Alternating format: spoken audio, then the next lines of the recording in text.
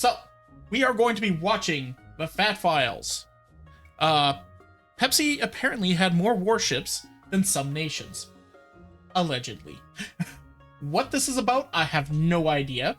Why would Pepsi need warships? I'm not 100% sure whatsoever. There we go. The war on Coke was real.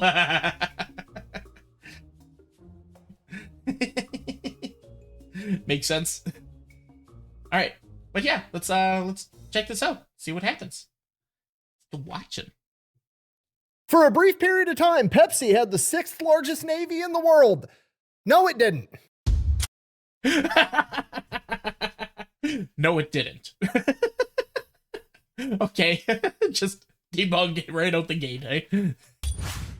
Today we're talking about the famous internet meme that has been sent to me at least 10,000 times that during the Cold War, Pepsi traded a bunch of soda to the Soviet Union. In exchange, the Soviet Union paid with naval warships, and for a brief period of time, Pepsi supposedly had the 6th largest navy on the planet. Pepsi in 1989, after becoming the 6th largest military in the world by a deal with Soviets. Oh. Yeah, that just sounds stupid. Why? No? Let's find out what's going on with this. I don't believe you! Now, to be completely honest, a couple of years ago when I first had this meme sent to me, I immediately started looking into it, and I was like, this is going to be a fat electrician video because this is right up my alley. This is my whole thing. And it took me about an hour to come to the unfortunate, heartbreaking conclusion that the meme was basically over-exaggerated nonsense, so I never made the video. But then last week on this channel, we all know IRN, BRU had the 6th largest navy. I don't know who that is. It happened? Exaggerated nonsense, so I never made the video. But then last week on this channel, Fat Files, we busted the internet myth or the internet meme that mattress stores are just a giant front for laundering money, and I had so much fun, I decided I'd do it again. And this I actually have that one on the list. Maybe we'll watch that a little bit. Iron Brew. A Scottish soda. Ah, that makes sense. Yeah, that one would make sense to me. This meme immediately came to mind. So I went back and I started researching again, and what I found out is that there is a small nugget of truth inside of this meme, but the meme as a whole is actually a small nugget inside of a much larger story. And that story is an epic saga of how an American soda company undermined the Soviet Union, one of the leading powers in the world, literally for decades, culminating in their grand finale of creating the funniest, most demoralizing commercial of all time. And we're gonna get into it right after a word from our sponsor. This video is brought to you by Supreme. That sounds interesting. Okay, now I'm invested. I'm excited. Iron Brew, made from real Scottish grinders. Ah, I see. Supremacy World War III, a free PvP online strategy-based game where you can play against up to 99 other people. You get to pick any country you want and then set up on your mission of world domination. Okay, person. I do not skip ads because, you know, this is their video, so I'm going to give them ad revenue, and if y'all want to do the thing, make sure you go and check out their video, click their links in the description, scan their QR code, whatever it is. Make sure you support the creator of the original video. I'm just some blue dummy on the internet reacting to stuff because I'm a dummy. I'm picking the United States every single time because, well, to be honest with you, I enjoy winning. And then the funnest part is deciding who to attack first. I like to base all my stuff off of current events. Last month I was attacking Iran first. This month I'm attacking Greenland first. And then I get to watch Germany get confused and invade Poland for no fucking reason. And they just came out with the Officers Update where you can unlock war legends that add buffs to all of your other units. So go check it out. It's free to play. And if you use my link down below in the next 30 days, you're going to unlock a free elite railgun unit. Let's get back to the video. Our story begins in 19... That almost got heavily political. And also, I just want to make sure that I'm going to say this really quick. I am apolitical. I am a proud fence sitter. I'm not going to give my opinions one way or another. I might allude to certain opinions, but that is the most I will do. Okay? Okay? We understand? We're in agreement? Good. Back to the video. 59, World War II has ended. The Korean War has also started and ended. America is now practicing containment doctrine. Basically, America has taken a vow to prevent the further spread of communism. And that goal has gotten extremely more difficult and complicated because now the Soviet Union has acquired nuclear weapons thanks to atomic spies like Klaus Fuchs and the Rosenbergs. Because obviously the communists couldn't figure out how to make a nuclear warhead on their own because, well, communists can't really figure out how to do anything on their own. All they can ever do is steal intellectual property and then make cheap knockoffs and sell them on Wish.com. With the exception of the AK. The AK is pretty dope. I'll give them that, but that's...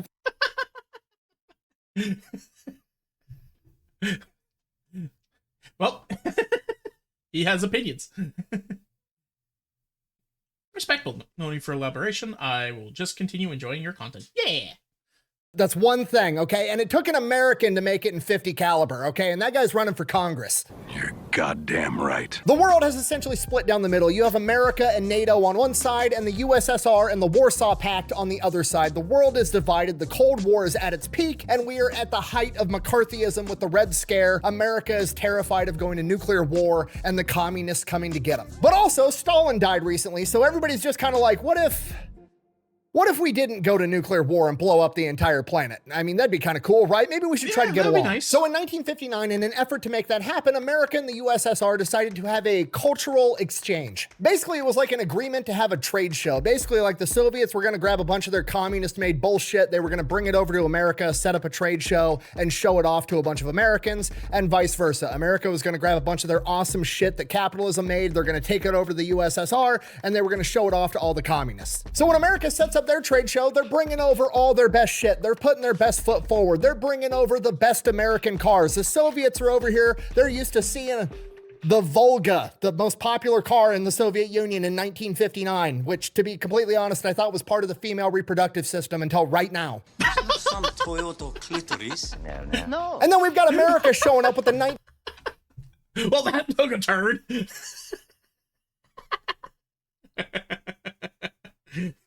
Not Volga, it's Volva. Va. There's a V. There's an extra V.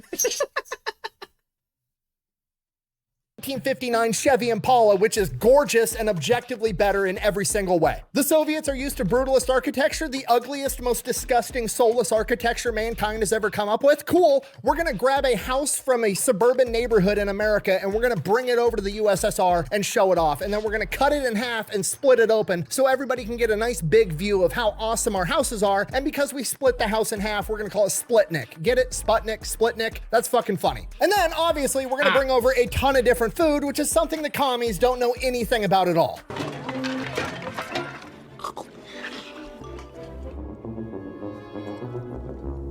And one of the food vendors... Hook was an amazing movie. All these kids are actually starving, but they're eating imaginary food. we brought over was Pepsi. And I know what you're thinking, why would we bring Pepsi? Why didn't they bring Coke? Well, from what I was able to find, they tried to bring Coke first, but Coke declined because they didn't want to associate with commies, which based. Didn't know I could like Coke any more than I already do, but here we are. So Pepsi shows up and Pepsi is like, okay, this is a great opportunity. Maybe we can pierce the Iron Curtain. We can get into the USSR and open up this new market that no American company has access to. And we could become the official beverage of the USSR and we'll make billions and billions of dollars. It's a brilliant plan. I mean, maybe. I find it hard to believe that becoming the official soda of the USSR would be a good plan, but I mean, we'll see what happens. They've done studies, 60% of the time it works every time. That doesn't make sense. So Nikita Khrushchev shows up, Stalin's replacement, the head of the USSR. He's walking around this 60% of the time, it works every time. What? trade show and he's talking shit the entire time, right? He's looking at all of America's cool cars, all the food, the houses. He's looking at everything and he sees it as just one big psyop. Like, America can't be doing this well. They're clearly putting their best foot forward, trying to demoralize the Soviet people. So he's just going through the whole trade show, pretending to be unimpressed, talking shit the entire time. And of course, he's walking around the trade show with America's highest ranked delegate there. Obviously, America's not going to send the president of the United States over to the Soviet Union because they just kidnap his ass, and they're not going to send Nikita Khrushchev over to America, so they just send a high-ranking person, and that high-ranking person is the vice president at the time, Richard Nixon. Eventually, Nixon gets tired of Khrushchev talking shit, and they get into a little bit of a heated debate, an argument, basically a shit-talking contest between the two of them in the kitchen inside of the demonstration house, and this is referred to as the kitchen debate. So they're having this little shit-talking contest in the middle of this kitchen, and the executive from Pepsi, Donald Kendall, sees his opportunity. He's got a plan. He's going to get a picture of Nikita Khrushchev drinking a Pepsi, and that picture is going to go viral. Then everybody in the USSR is going to want to drink it, and that's how they're going to break in and pierce that Iron Curtain, which is going to be way more difficult than it sounds, because remember, Nikita Khrushchev doesn't want to look impressed at anything. He wants everything to be shitty. So A, he's probably not going to sample any food, and even if he did, he's definitely not going to give it a good review. But Donald Kendall's got a plan. He's going to show up right at the end of this heated debate with an ice-cold, refreshing beverage, and he's going to finesse a good review out of Nikita Khrushchev. How's he going to do it? He's going to show up with 2 cups of Pepsi, one for Nikita Khrushchev, and the other one also for Nikita Khrushchev. Wait, what? I'm trying to follow this. This guy's got a plan. I'm interesting. Donald to Nixon. So when Donald Kendall rolls up with both of his Pepsis and gives both of them to Nikita Khrushchev, he's like, Mr. Khrushchev, I wanted you to try an ice cold refreshing Pepsi. This one is made with water from America, and this one we made since we got here with water from the USSR. Which one do you like more?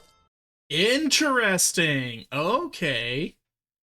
Okay. So either way, he's going to have to give a better review to his own water.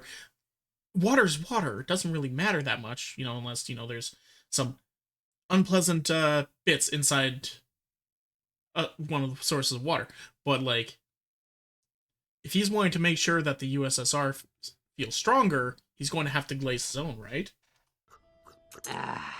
Tasty. Okay, do you understand what just happened? It's beautiful. Now, Nikita Khrushchev is backed into a corner, because if he's going to give a bad review to Pepsi that's made with water from the great USSR, he's talking shit about his own home country. He can't do that. So he's forced to try them both and then say that the one from the USSR is fantastic. Yep. Gotcha, bitch. And then, of course, Gotcha, bitch.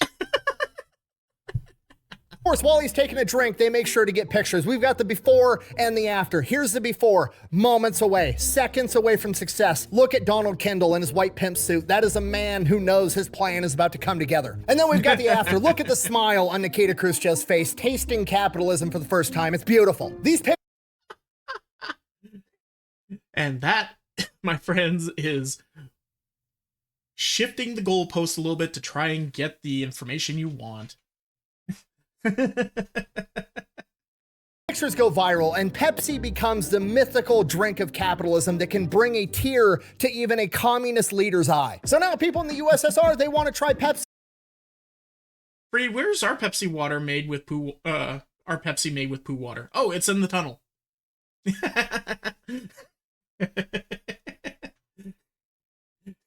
let me go get the let me go get the ladle. They want to be able to drink it, but the problem is they can't really buy it because I'm out. the Soviet Union uses the ruble, which isn't really recognized by anybody outside of the Soviet Union. So even if Pepsi did go in there and sell a bunch of Pepsi, they could only get paid in rubles, which aren't good anywhere else in the world. So the entire thing would be worthless. And before Pepsi and the USSR can figure out some kind of alternative deal, the Cold War ramps up a ton. The nuclear arms race is going on. Nobody's doing any business with the USSR. It's looking like we're going into nuclear war. So it's not going to happen. Okay, great. Fast forward. Wait, what? I'm out. No, I got blocked. Free. Throw me away. Okay. There you go.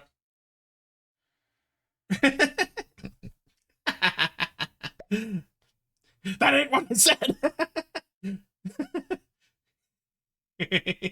Don't worry, you're coming back with your cup of poo water. There you are. How's your?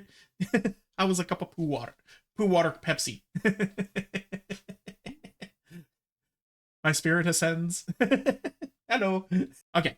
Let me back up a little bit here. Okay, so what's going on right now? Up a ton. The nuclear arms race is going on. Nobody's doing any business with the USSR. It's looking like we're going into nuclear war, so it's not going to happen. Okay, great.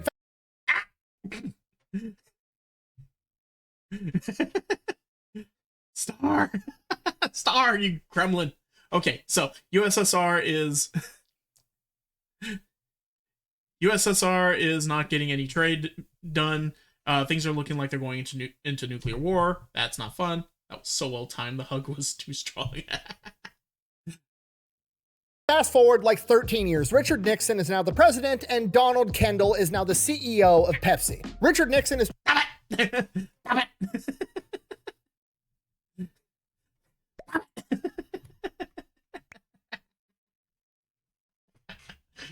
Gremlins! Gonna make editing this video a nightmare. I will put a timer on that. Richard Nixon is now the president, and Donald Kendall is now the CEO of Pepsi. Richard Nixon is trying to de-escalate the entire Cold War. Basically, we've spent the last 20 years making as many nuclear bombs as possible and coming up with a bunch of Yay, making nuclear bombs. That's great. I love it. Yay. ridiculous creative ways to put them on our enemies' foreheads, and it's getting out of hand because now America and the USSR both have enough nukes to end the world 10 times over. So Nixon works out a deal with the USSR called SALT I, the Strategic Arms Limitation Talks, and basically it puts a cap on how many nukes each country can have and how many methods of deploying them they can have. Basically, we both have enough nukes to blow up the entire planet. Why are we making more? Let's just put a stop to this and accept the fact that either one of us could get pissed off and flip the entire board game over whenever we wanted. And this signals to American businesses and the rest of the world, really, that America is trying to work with the Soviet Union again. Cue the CEO of Pepsi, Donald Kendall, sauntering back into the equation. Don't come back here with your bullshit. Me coming back with my bullshit. So he comes in, immediately starts trying to work a deal, right? This is an enormous untapped market. If he can get in there, he'll absolutely crush. He knows that. But the problem is, Soviet Union still has the ruble. It's still worthless everywhere outside of the Soviet Union. Sir, this is just monopoly money. So the Soviets literally don't have any money to pay for the Pepsi with. So what do you do when you want something, but you don't have money? You trade. Okay, well, what do the Soviets have? Vodka. And obviously the Soviet Union isn't allowed to export and sell their vodka in the United States because the United States doesn't do business with the USSR because, you know, sanctions and whatnot, political nonsense. Yeah. So obviously this plan of being allowed to sell Soviet vodka in the United States of America on Pepsi's behalf is a pretty tall ask for the US government. Luckily, Donald Kendall helped this politician campaign and win his office, and that politician's name is, let me check my notes, Richard Nixon, the fucking president. Somebody's more important. Freddie, can you keep the riffraff out of here? And now they're homies and have been since the 1959 trade show 13 years ago. So Donald Kendall goes over to his homeboy, the president, and is like, hey, if I give the Soviet Union a bunch of concentrated Pepsi syrup so they can bottle it over in the USSR and make soda, and they pay me with Russian vodka, can I turn around and sell that in the US marketplace and Pepsi keeps all the money? To which Richard Nixon and the rest of the American government is probably like, so let me get this straight. You want to be able to sell Russian vodka in the US marketplace, and that money is going to stay in the US marketplace. Pepsi is going to keep that money, and in exchange, you're going to give the Soviets diabetes. Yeah, that's fine. Go ahead. Boom, deal made. Pepsi goes on to become the first American...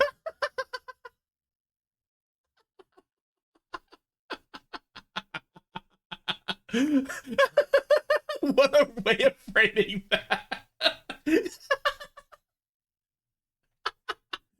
Okay, one more time. Yeah, go ahead, that's fine. Marketplace, and that money is going to straight. You want to be able to sell Russian vodka in the US marketplace, and that money is going to stay in the US marketplace. Pepsi is going to keep that money, and in exchange, you're going to give the Soviets diabetes. Yeah, that's fine. Go ahead. Boom, deal made. I fucking love that. That's so good.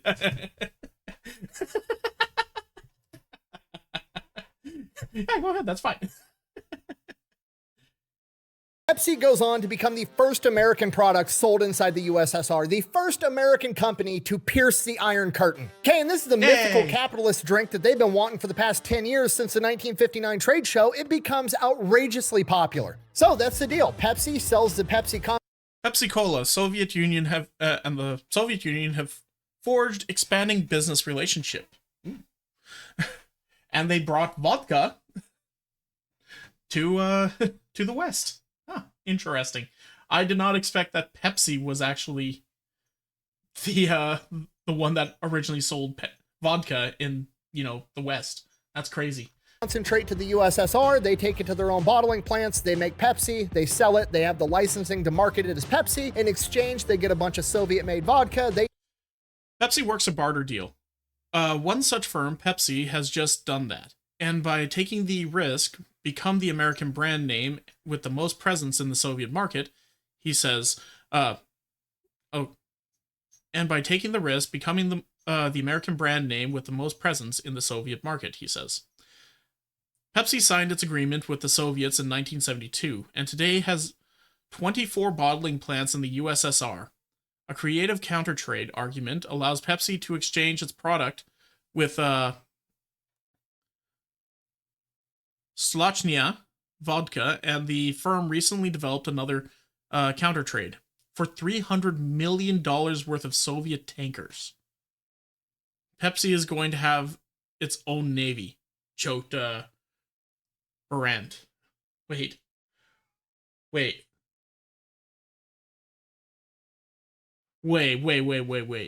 Pepsi to exchange its product for the vodka, and the firm recently developed another counter-trade for $300 million worth of Soviet tankers. Oh, they got tankers, not warships. Yeah. Okay, I'm getting it. And 300 million worth? Oh my god. Don't forget, this is like 1972 era. This is like early. That 300 million's massive. Oh my god. Holy crap. They turn around, they sell it in the US, they make their money, everybody's That's happy, a lot the of ships, plan yeah. works. Right up until it doesn't. By 1989, you gotta remember, Pepsi is essentially operating inside the USSR with a monopoly. Everybody's drinking fucking Pepsi, whereas on the other side, where they're trying to sell vodka, there's competition for alcohol. There's beer, whiskey, there's probably other vodka brands, right? They're not selling as much vodka as they are Pepsi, which means Pepsi's not making enough money, so they've got to figure out some other way to barter with the USSR to get the value from all the Pepsi they're sending over there. And this is where the warships come in, okay? According to the internet meme, Pepsi then trades a bunch of Pepsi over to the USSR in exchange for 20 Soviet warships, 17 submarines, 1 cruiser, 1 frigate, and 1 destroyer. And then they eventually sell it off to be scrapped, and that's how they get their money. But for a brief period in time, Pepsi had the 6th biggest navy on the planet. I don't believe you. Okay, no, it's not. I did the rough tonnage on 17 submarines, a cruiser, a frigate, and a destroyer, and I checked. It would not be in the top 10 for 1989. Honestly, I'd be shocked if it was even in the top 20. And that's if you're being generous enough to call 20 scrapped vessels a viable navy, which it's not. B, that's also just not what happened. Okay, there's a bunch of other YouTube videos about this. They all seem to have a different version of what happened or how this went down. Some of them say what the meme said. Some of them have a little bit different critique, whatever. I don't think any of them are right from all the other videos that I watched. Hold on 1 second.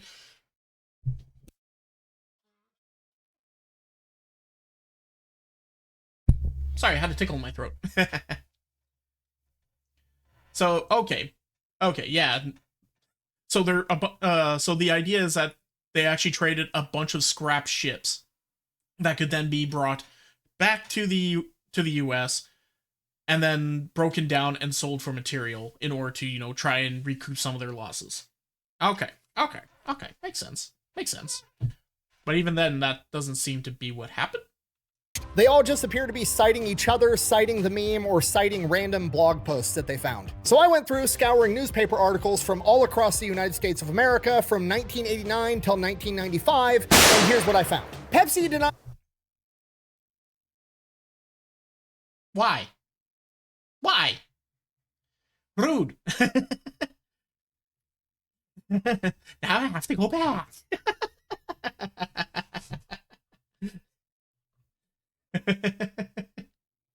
States of America from 1989 till 1995, and here's what I found. Pepsi did not trade concentrated sugar syrup to the USSR for 20 warships. At no point did Pepsi have ownership over these warships. What they did is they brokered a 3-way deal with a Norwegian shipyard, and they basically had the same exact proposal that they had a 3-way deal. That scared me. I visibly jumped in the cafe. Oh no.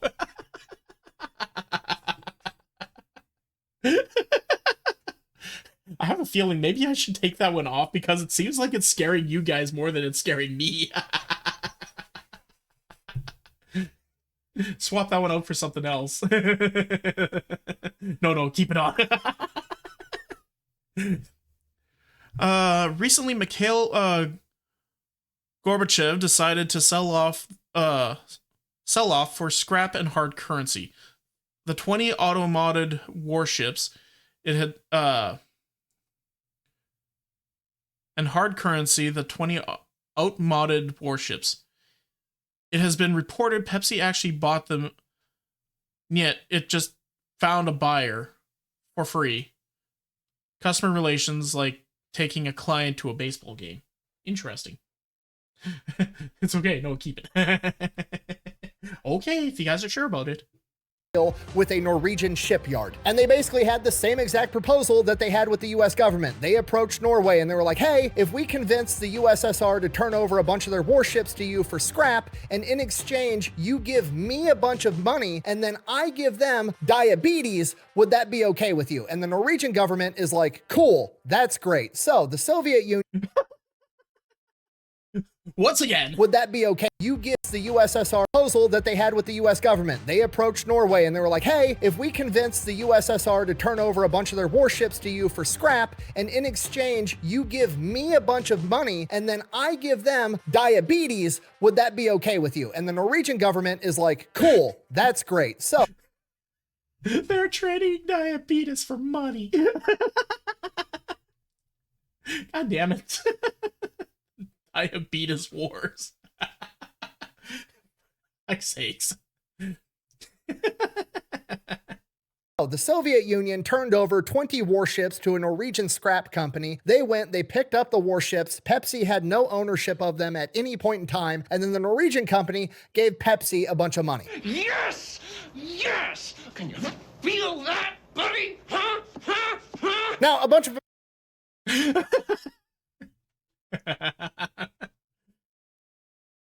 Oh, the US-based newspaper is saying, yeah, I don't know if I misread that or not. That looked a little off. American newspapers started reporting this. They made the story very... Gotta love Ace Ventura. Fact. Ace Ventura is peak comedy. Love that shit. Ace Ventura 1, Ace Ventura 2, and that's where it ends. We don't talk about Ace Ventura Jr. You read it right. Niet is Russian. The newspaper was being cheeky. Oh, that makes sense. confusing, so I see why some people do think America had the 6th largest navy on the planet at some point in time, even though that is incorrect. So once people got that impression, they also started to get conflicting feelings like, hey, I don't know if a soda company should be getting involved in international arms deals involving gigantic naval fleets of warships, to which, you know, pretty understandable sentiment. Yeah. Pepsi doubles down. They come out with a press statement saying the US government's just mad that we're making them look bad because we're de-arming the Soviets faster than they can. Okay, the plan.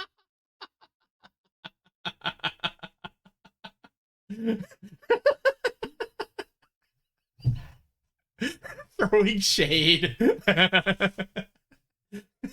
That was funny. It worked. Pepsi's like, holy shit, it actually worked. We made a ton of money. We've got a monopoly over there. How can we exploit this to make even more money, knowing that we can sell Russian ships and get a ton of cash? Pizza Hut. We own Pizza Hut. Pepsi owns Pizza Hut. Let's start putting Pizza Huts inside the USSR. Diabetes. So Pepsi...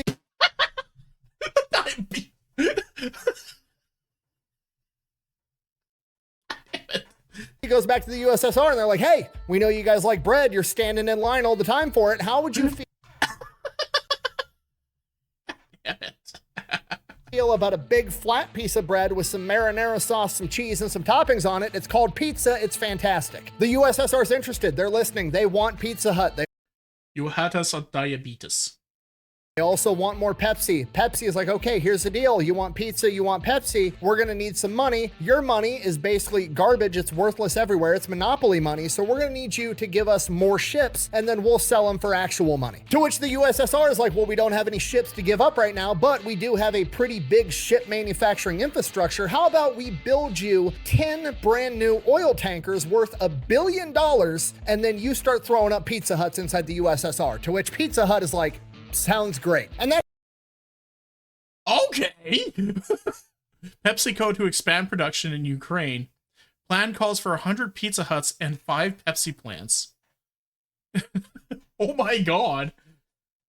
Pepsi's just winning. Oh my god. What happens in 1990? The Soviet Union gets to work building their oil tankers and they start throwing up Pizza Huts all over the USSR and slinging Pepsi all over the place. Okay, side note, this is part of the story that drives me absolutely nuts. Like, if this was a movie, I would be watching the movie being like, this plot line is stupid, that wouldn't happen in real life. This would have happened instead. You know, one of those moments where it's like, why didn't Gandalf just have the giant eagles fly the hobbits to the volcano and save the world in like 20 minutes? One of those. POV, you made over $3 billion by deciding to walk.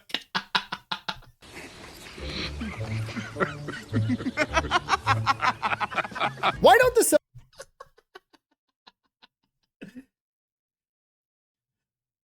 all this is telling me is America been using bioweapons since the Cold War and on their citizens.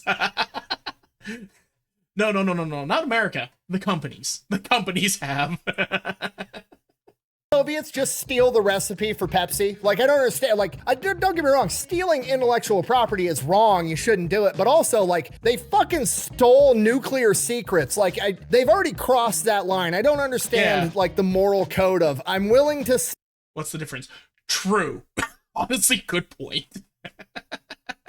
Steal nuclear technology to build nukes to end the planet, but stealing a Pepsi recipe is crossing the line. Like, just steal the... That's a good point, though. They're like, we have the recipe. Why are we just letting this happen? They put up the first Pizza Hut. We could just make our own Pizza Hut. We'll just take it over and be like, okay, this is ours now. Goodbye. We're done doing business with you. We got everything we want out of you. Why haven't they? Yeah, that's actually a good question. Recipe and make your own. They're already giving it to you. Give it to your fucking scientists. Have them figure out what's in the shit and make your own. Like, communists are dumb. Sorry, I'm getting sidetracked. Anyways, now, obviously, it takes a while to build 10 massive oil tankers worth $1 billion, like, you know, more than a year. And guess what happens in 1991? The Soviet Union collapses, and overnight, what was one nation with one government fractures into 15 separate nations with 15 separate governments, all with 15 different sets of laws and rules. And this is a logistical horror story because Pepsi and Pizza Hut's entire supply chain, the manufacturing and the distributing, one night was all in one country. It was all perfect. It was set up, ready to go. It was a fine-tuned machine. And then overnight, it's now spread out across 15 different countries, and all those different countries want different shit. It's a bummer, man. That's a bummer. Right, like the factory that makes all the bottles for the Pepsi is in Lithuania, but the Lithuanians now want to be paid up front in hard cash before they're willing to let go of the bottles, and then they have to figure out how to import the bottles from Lithuania to this new country called Belarus, and the only way to go from A to B is to bribe people on the road, all the government officials from the government that just got stood up 8 hours ago. It's a complete nightmare. And that's going on a humongous scale across 15 different countries, and if that wasn't bad enough, all of the ship manufacturing capacity where the oil tankers are being built is in Ukraine, and the Ukrainians are like, I'm not fucking turning over $1 billion worth of oil tankers so you can buy bottles from a bunch of Lithuanians. That's your fucking problem. So now Pepsi is absolutely screwed. They're up a creek without a paddle. Like, if they don't get these ships, they've already invested a ton of money in all these Pizza Huts. They've been giving them Pepsi. Like, they're gonna lose their ass on this deal if they can't figure this out. They tell this to the Ukrainians, and the Ukrainians are like, okay, fine. We'll finish the ships. We'll give them to you. You can sell them for $1 billion, but we need you to reinvest a bunch of that money back into the new Ukrainian economy. And Pizza Hut's like, okay, I'm listening. What do you want? We're gonna need like 100 Pizza Huts and at least 5 Pepsi plants because this shit's fucking awesome. That's the best I could do.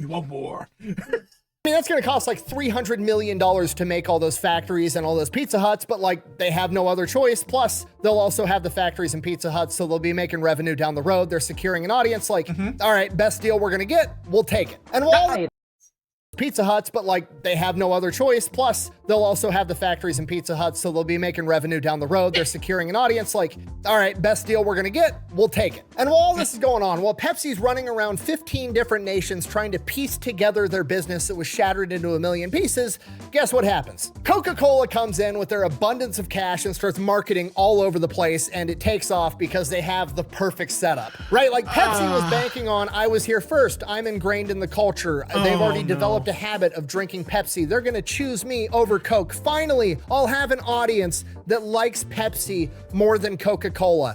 Not what happened at all. The Soviets view it as like, oh, Pepsi is the backup string quarterback that they were willing to sell to the commies, and Coca-Cola was the good shit that they were hoarding for themselves. So then everybody starts drinking Coca-Cola. Coca-Cola becomes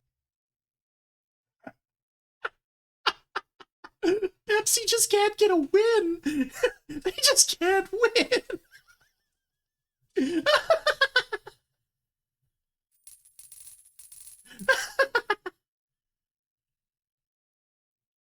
Oh, that's so funny. That is so funny.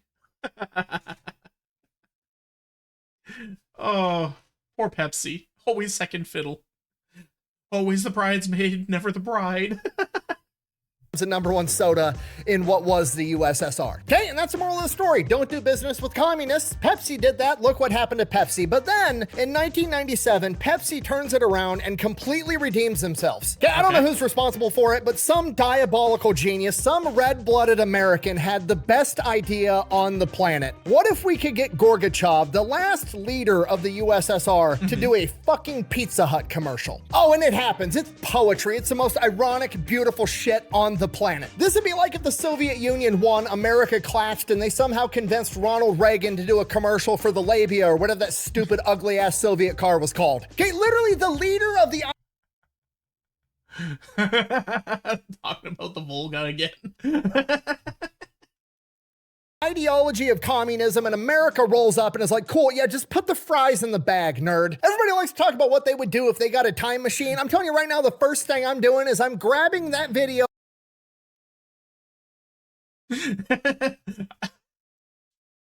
No, Free. The labia. You heard him. Expected. It's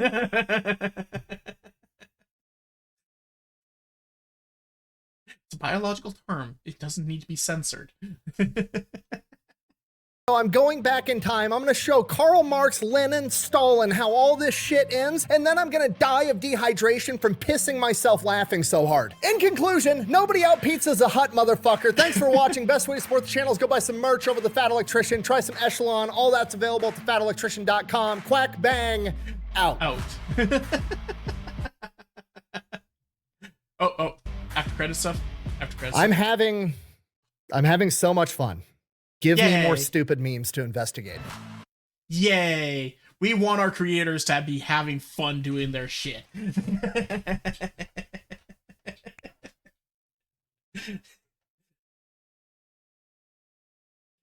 Nobody outlives the hut.